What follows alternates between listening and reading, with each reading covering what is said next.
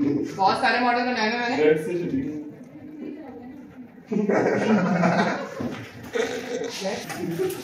अच्छा class model को ना कितने तरीकों से ले सकते हैं हम ये देख लेते हैं। और मॉडल को बहुत सारे तरीकों से ले सकते हैं। मॉडल को वैलिडेट करवा सकते हैं।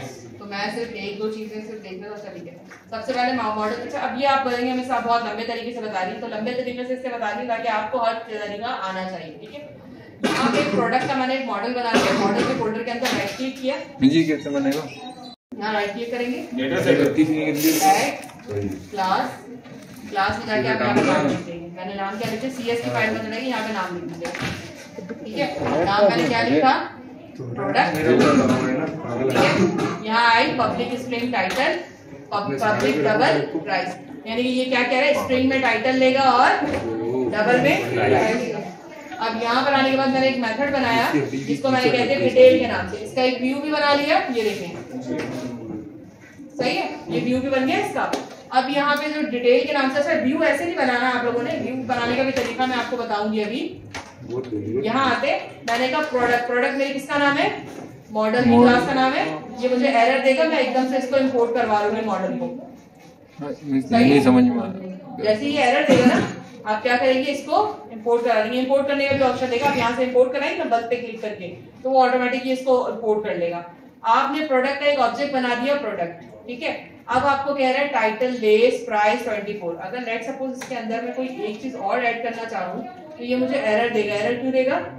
इसमें है ही मॉडल के अंदर ये चीज नहीं है। तो इसलिए मॉडल को हम क्या कर रहे हैं? वैलिडेट करा रहे हैं। यहाँ पे मेरी एक वैल्यू या 10 वैल्यू की अगर इसको पास करवाएंगे तो भी सिर्फ दो ही चीजें पास करवाएंगे, जो कि एक होगा टाइटल, लेस और एक होगा प्राइस।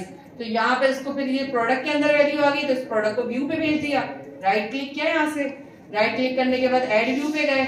ऐड व्यू करने के बाद रेजर व्यू ऐड, और ऐड करने के बाद अब जो यहाँ पे आप एक चीज नई चीज जो है वो ऐड कराएंगे। चले यहाँ पे जोड़ देंगे, मॉडल का नाम हो जाएगा। आप मॉडल का नाम कराना है, लेकिन अभी फिलहाल छोड़ते हैं इसको। व्यू, नॉर्मल व्यू करवाएंगे। नॉर्मल व्यू करवाने के बाद आप यहाँ पर आएंगे, आप कहेंगे @मॉडल, प्रोजेक्ट का नाम मॉडल और पर्टिकुलर प्रोडक्ट मॉडल का नाम जिससे आप वैलिडेट करवाना चाह रहे हैं। फिर model dot title, model dot price. ये तो कैसा है? ये हमने लिखा है, खुद क्या है? यहाँ पे मैंने लिखा है मॉडल डॉट टाइटल लिखा हुआ है।